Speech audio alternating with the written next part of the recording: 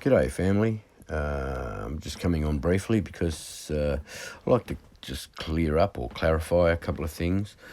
Bill, one of our guests today on Sandy's live, he had some theories about Damascus and us needing to see that destroyed before the rapture. Remember, these things aren't salvational. To go in the rapture, you need to be saved. Knowing when the rapture occurs or what happens before it isn't salvational.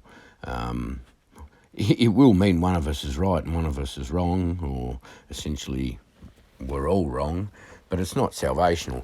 So, but just by way of discussion, because some people mentioned some things in the chat, I will throw my 2 cents in and just give you my opinion. First of all, Saul on the road to Damascus was Saul, the nasty man, out to kill Christians and do all sorts of horrible things. So he was journeying to Damascus. As he journeyed, he came near Damascus, so he didn't get there. Whether he could physically see it with his eyes or not, whether he was close enough, I don't know. And that's when a light shone around him from heaven. So as he journeyed, he came near Damascus, and suddenly a light shone around him from heaven. Then he fell to the ground, and he heard a voice saying to him, "Saul, Saul, why are you persecuting me?" So that was Jesus that appeared to Saul, and that particular point in time, he underwent conversion. He was blinded and varying things happened. He had to be led into Damascus, but he did make it to Damascus. He was led by the 2 men that he was journeying with, and then Ananias went and laid hands on him and he received his sight again, and from there you know the story. I'm sure everybody's quite capable of reading through this story. So how I see, first of all, this road to Damascus trip is that the person that set out wasn't the person that arrived. So that is very much that what we expect now. We're on this path, and we are going to be changed very soon at the time of the rapture. That's when we get our immortal, sinless bodies.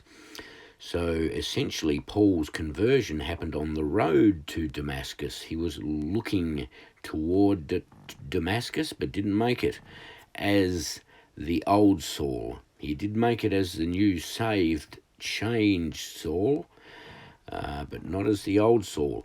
I don't believe we will see the fall of Damascus before the rapture. I believe we are looking down the road currently, prophetically, towards its destruction, but I don't think it is critical for us to see that. In fact, I think the rapture is an event that's going to happen at any moment, and it certainly doesn't have a link to the fall of Damascus or the destruction of Damascus.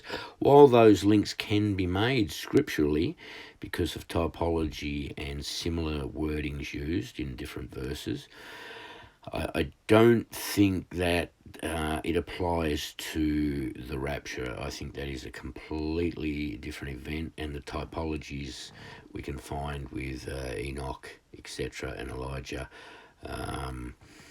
And that's as far as we really need to look. Now, another point is the fact that there is quite a lot of schools of thought that believe Saul isn't Paul the Apostle, okay? No, Saul the persecutor did not become Paul the Apostle. And there are some really, really good reasons why that could be the case. And a lot of people believe Saul became Paul. That was always what was really in my head also. Again, I guess it's not salvational. Well, it definitely isn't salvational. But this is a very interesting site called the Gospel Coalition, is it? The Gospel Coalition. And it starts off by saying, I keep coming across a sticky misconception that God, specifically Jesus, changed the name of an important figure we now typically refer to as Saint Paul. In a recent sermon I heard, just like Saul the persecutor became Paul the Apostle, God is gracious to us. That was a quote from the sermon that the writer of this article heard.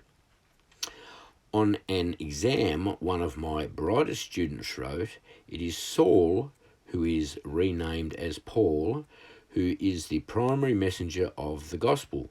A church member asked me, wait, you mean Jesus didn't change Saul's name to Paul on the Damascus road? The problem is that such a view, however common, isn't accurate. I hate to ruin the fun. So if you go and have a look at this article, it shows you some very interesting verses that suggest that Saul and Paul were completely different people. And that's how they stayed.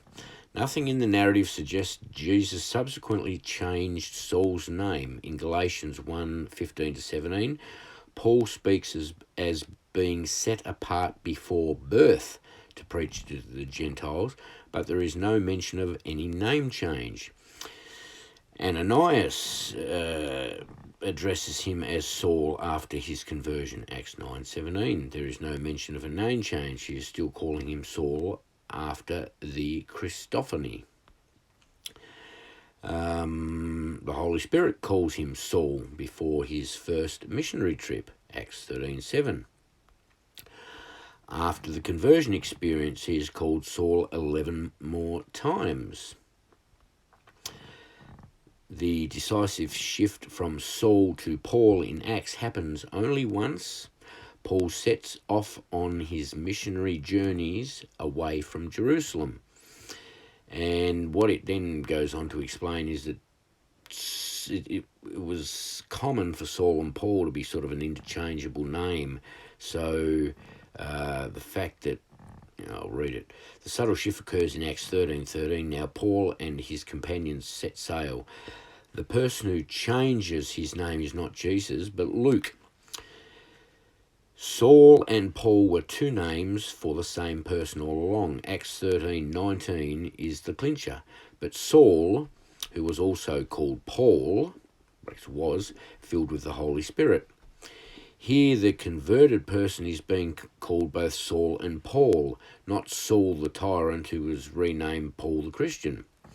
Saul and Paul are dual names of one man, both before and after his conversion. As it turns out, Saul derived from the famous first king of Israel, from the tribe of Benjamin, to which Saul/Paul himself belonged. There's the Bible verse. Is simply the Hebrew name for this person, Paul. So I won't read all of this because it goes on for quite a long time. But it's an interesting read. I mean, boy, I don't know myself. You tell me. I know one thing for certain. I know who Jesus is, and I know what he did for me. And I know that my only way to the Father is through the things that Jesus did for me. That was his death and resurrection, his sinless life. The fact that he took the sin of all humanity on the cross when he died. The fact that our righteousness is but filthy rags before the Lord. And the only way to the Father is the Son, through the Son. That's the thing that I know for certain. Everything else, it's great, it's interesting, and one day we're going to know for 100% certain what is true and what isn't. In the meantime, we are definitely seeing the approach of the fall of Damascus, but I do not think that we need to see that occur before we leave. I'm still very closely watching, well, perhaps sunset in Israel tonight even, but the blood moon tomorrow, the 16th through to the 26th. Dr. Barry's dates in April, Brother Aaron's dates in June. We have plenty to look forward to as we wait for the return of our blessed hope. So we know we're in the season. As Aaron would say, Team Jesus. That's what we're doing. Waiting for the return of our blessed hope. So if you'd like to have a look at the gospelcoalition.org with the article about was Saul Paul, you can have a read of that. Let me know what you think. But just in reply to the comments that we've had after Sandy's video, I'm not disagreeing with Bill. I just see that, like Paul didn't see Damascus, like I keep saying Paul now, like Saul didn't see Damascus as the same Saul that set off. I don't think we'll see the destruction of Damascus before we reach the marriage supper of the Lamb. God bless.